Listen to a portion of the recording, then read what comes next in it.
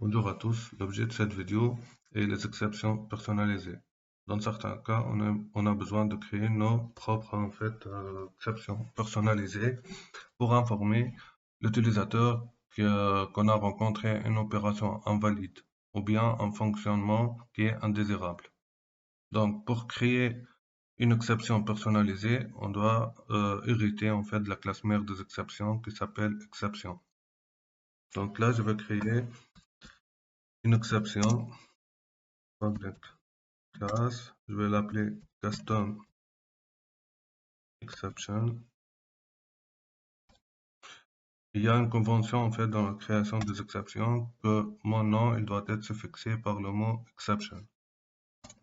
Et j'hérite de ma classe exception. Voilà.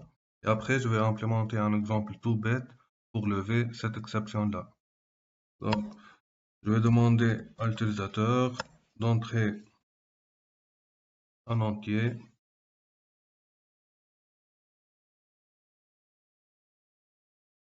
taper en entier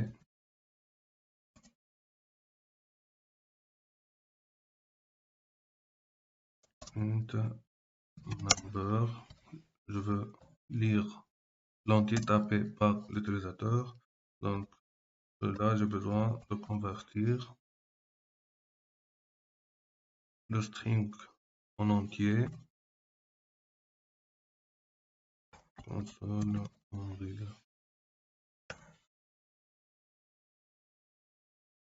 Voilà.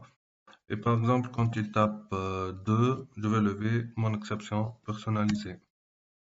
If number égale 2, je lève mon exception. Pour lever une exception, on utilise le mot-clé throw. J'instancie mon exception. Voilà. Donc, pour comme j'ai dit au début, l'intérêt de lever une exception personnalisée est d'informer l'utilisateur. Donc, j'ai besoin d'envoyer un message personnalisé. Et pour envoyer un message personnalisé, il y a deux façons. Donc là, si on consulte la définition de la classe mère exception, on voit qu'il y a un constructeur qui prend en paramètre un string message. Donc déjà, on peut exploiter ça. Donc à ce niveau-là, je crée un constructeur custom exception qui prend en paramètre un string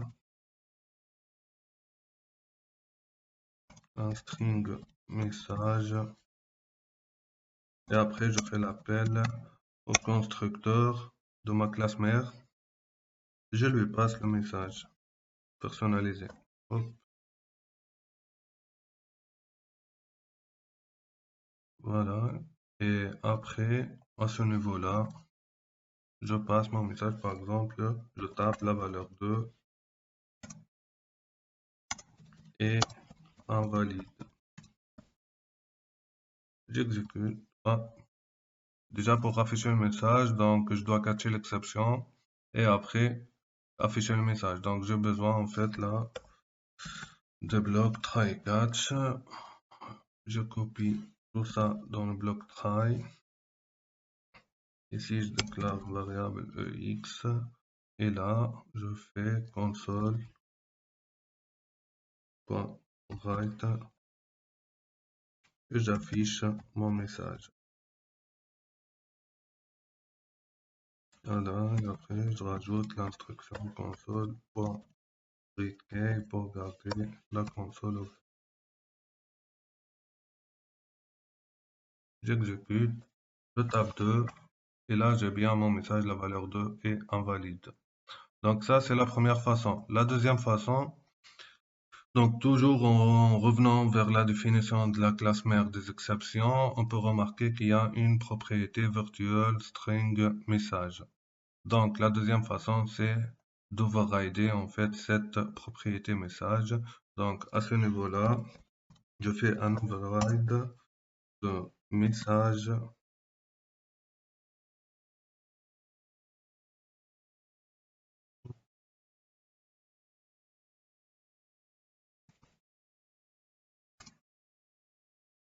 Voilà.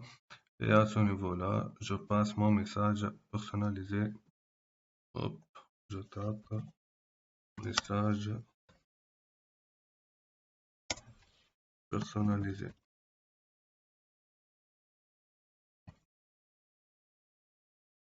J'enlève cette chaîne. Voilà, et j'exécute. Je tape 2 et là j'ai bien mon message personnalisé. Une deuxième propriété importante pour les exceptions, ce qu'on appelle l'inner exception. L'inner exception, c'est pour rattacher en fait une exception à une autre, pour tracer en fait l'exception d'origine du mauvais fonctionnement ou bien d'une valeur qui n'est pas bonne. Donc, pour rattacher une exception à une autre, toujours en revenant à notre classe mère, on peut remarquer qu'on a un constructeur qui prend deux paramètres, un message et une exception, une inner exception. Donc, là, je veux créer un constructeur custom exception qui prend deux paramètres, un string message et un deuxième paramètre de type exception. Je vais l'appeler exception. Et je fais l'appel au constructeur de ma classe mère. Voilà, et je lui passe message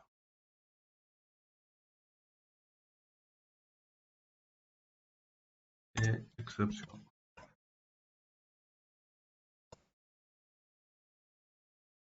Voilà, et à ce niveau-là, je passe un message qui est, par exemple, opération invalide.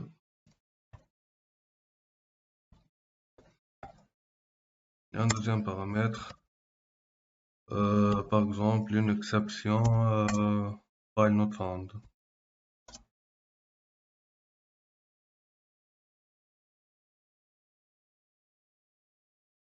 File not found exception. Voilà. Et là, j'affiche mon inner exception.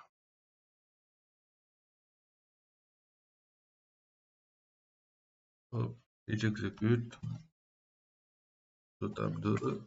Et là, j'ai bien mon message personnalisé qui est opération invalide. Et j'ai une exception attachée à mon exception personnalisée qui est une exception file not found exception et son message indicatif c'est impossible de trouver le fichier spécifié. Donc j'espère que la vidéo était bien claire. Si vous avez des questions, vous pouvez les poser en commentaire. Je vais répondre à vos questions le plus tôt possible. Merci de votre attention et à la prochaine vidéo.